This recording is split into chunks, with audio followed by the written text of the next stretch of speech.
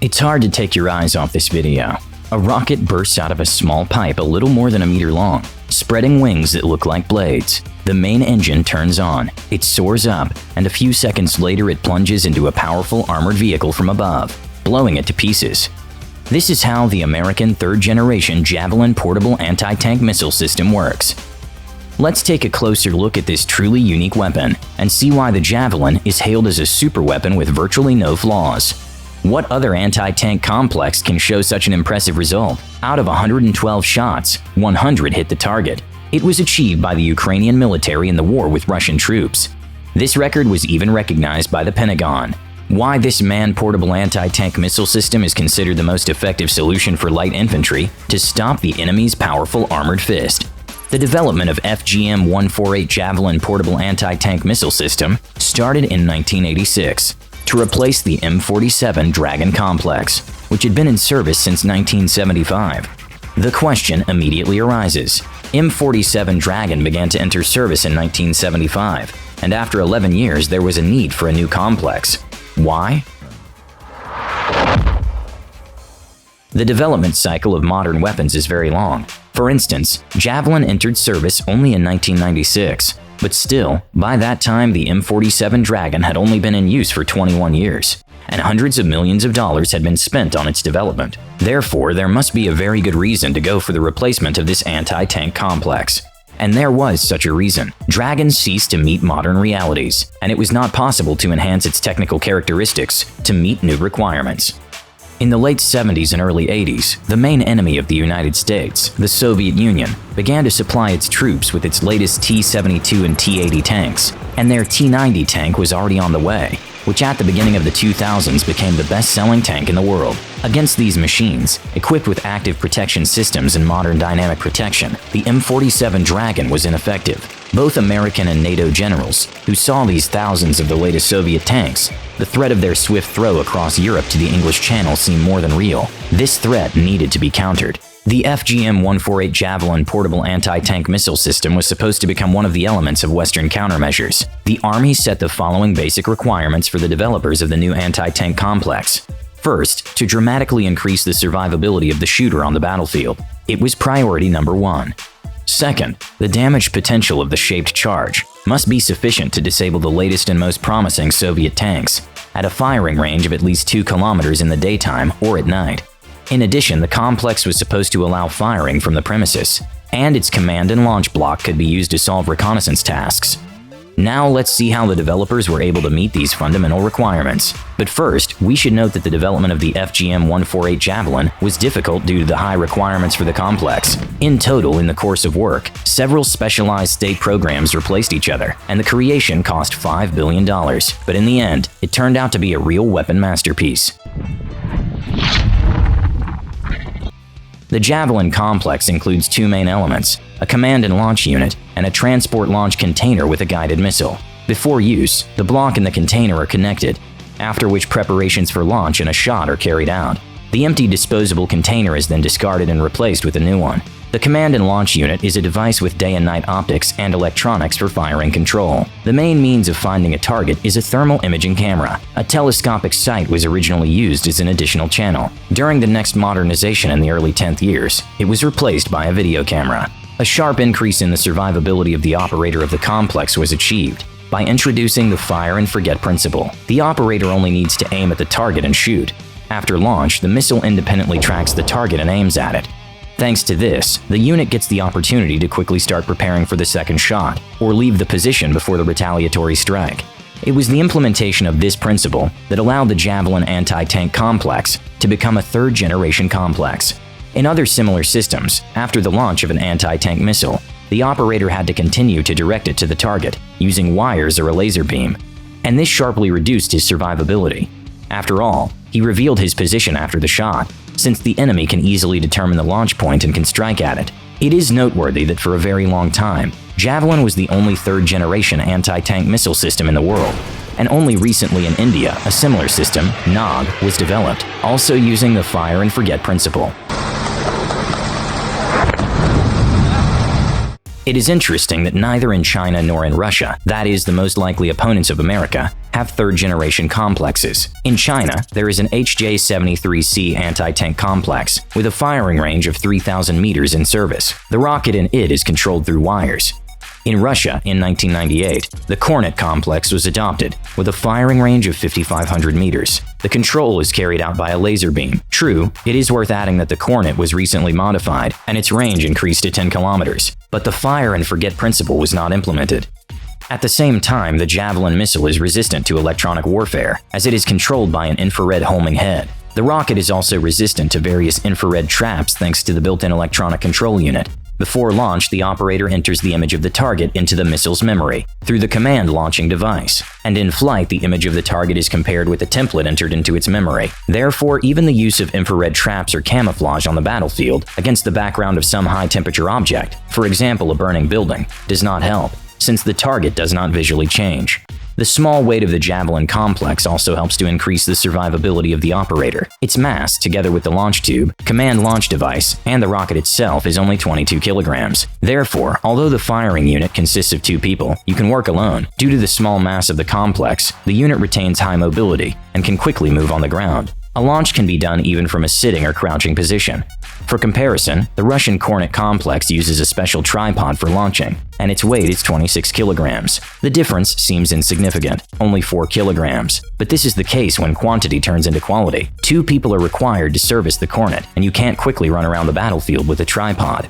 To improve efficiency, the designers implemented several measures. First, the missile has a tandem warhead. That is, it has 2 sequentially placed charges, the leading and the main one. Upon hitting the target, the leading charge is the first to detonate, ensuring the penetration of dynamic protection. The main charge burns through the armor and hits the crew. The Javelin is capable of penetrating modern armor up to 800 millimeters thick.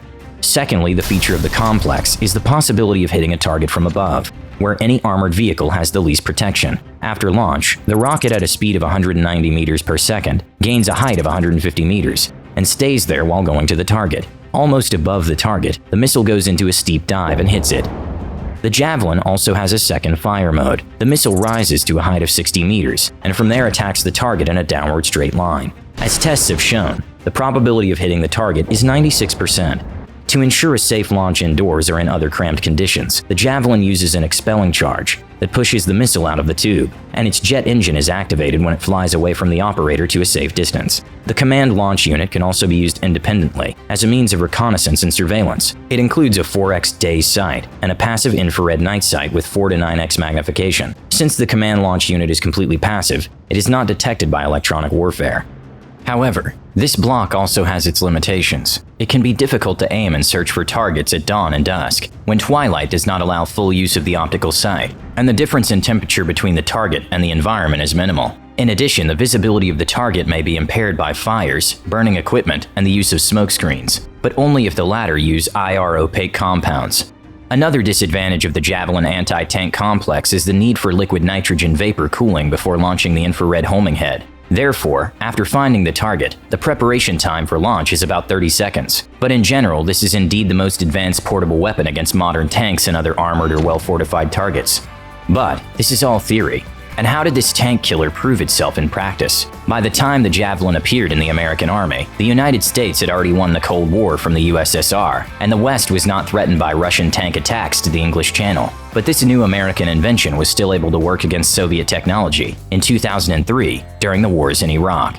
At that time, the United States could not send its troops to northern Iraq by land, and they dropped assault teams from the airborne and special forces. Therefore, they did not have heavy weapons, and this is where Javelin came to the rescue. In the battle on the Debeka Pass, several dozen soldiers of special forces destroyed an Iraqi mechanized company of more than 100 soldiers. The Americans at that moment had only 4 Javelin anti-tank systems. The operators fired 19 rockets, and 17 of them hit the targets, destroying 2 T-55 tanks, 8 MTLB armored personnel carriers, and several trucks. According to available information, all Javelin shots were fired at a range of 2,200 meters or more. That is, it was almost the maximum firing range. One hit was recorded at a distance of 4,200 meters. During the Iraq War, the Javelin managed to destroy several more tanks, including the Type 69 and T-72 tanks, called the Lion of Babylon. When the active phase of the conflict came to an end, Javelin complexes began to be used to destroy smaller targets with accurate fire. The high accuracy of the Javelin proved to be ideal for detecting and engaging targets at long ranges. With these missiles, American troops destroyed the heavy weapons units of militants, as well as their machine guns, rockets, recoilless rifles, and pickup trucks. Other types of weapons available to the infantry did not have such a combination of characteristics, as long range and high accuracy. But the sad irony of using the Javelin against enemy pickup trucks and machine guns is that one missile costs about $80,000, which is much more than the cost of the weapons systems they destroyed.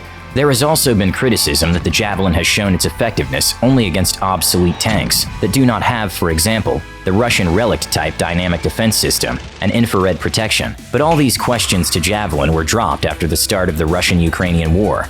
The Ukrainian army managed to receive hundreds of Javelin systems, and this immediately affected its effectiveness in confrontation with the second army in the world. According to official data, more than 400 modern Russian tanks have already been destroyed in 3 weeks of fighting, and most of them are on account of the Javelin. The Pentagon said that the Ukrainian army has set a record. Of the 112 Javelin rounds, 100 hit the target. Apparently, this complex handles modern Russian weaponry quite well. Also, questions about the high cost have disappeared. You might agree that $80,000 is many times less than $2 million. This is exactly the minimum cost of a modern Russian tank. What future can this great weapon have? After the Javelin anti-tank missile system entered service in 1996, it was repeatedly upgraded. Let's take a look at the 3 most important upgrades. Since the Javelin is used mainly to destroy weakly protected targets and structures, a new version of this complex with high-power ammunition was developed, which was named FGM-148F. Presumably, its new warhead is just as effective against tanks, and its cost is no higher than that of its predecessors. The ground forces also funded design and development work to create a lightweight command and launch unit. This new launch system is expected to be 70% smaller and halved in weight. Among its new features are upgraded electronics, a new laser designator, a high-resolution color camera, and infrared sensors with increased range and resolution. Finally, the new Javelin, which has recently been tested, has a range increase to 4.5 kilometers. This is very important, since the main argument in favor of keeping the proven old TOW in service is that this complex, mounted on a vehicle chassis, has a firing range of almost 5 kilometers. It looks like the long-range Javelin will outdo it. Currently, the development of mobile anti-tank Javelin systems is underway. In the 1990s, the ground forces conducted experiments by installing these complexes on the Bradley BMP, but then abandoned this project. However, the command recently announced that it intends to upgrade half of its Stryker armored fighting vehicles with Javelins. Previously, only specialized M1134 Stryker vehicles were equipped with TOW launchers, designed to deal with tanks. The desire to install effective anti-tank weapons on medium armored personnel carriers is a direct reflection of Russian efforts, as part of which Kornet anti-tank systems are being installed on Boomerang, Kurganets, and T-15 Armata vehicles. Javelin in this version is a more mobile weapon compared to the old TOW, since the launcher can leave the danger zone immediately after firing a shot. If such an upgrade is carried out, then even lighter American armored vehicles will be equipped with anti-tank weapons and will be able to deliver precision-guided missile strikes. By the way, it seems that the new Afghanet system on the hyped Russian Armata is unable to protect against Javelins, since its launch tubes are placed horizontally under the turret, so they cannot shoot vertically up. Although the TOW has lost its range advantage, it has an optical rather than an infrared guidance system and costs substantially less, around $59,000. Therefore, the US military can keep both systems, so that neither jamming and electronic warfare system is sufficiently effective. So even if the TOW is left in service, then the Javelin will definitely still be in service for at least 15 years. And what do you think? Is it necessary to develop something new to replace the Javelin, given that Moscow and Beijing clearly want to change the status quo that has developed in the world? Or will this complex be a match for Russian and Chinese tanks? Write your thoughts in the comments below this video. We are interested in your opinion. Don't forget to put the like on the video if you enjoyed it. This will help other people see it. And subscribe to our channel. We're preparing more interesting stories about other modern weapons.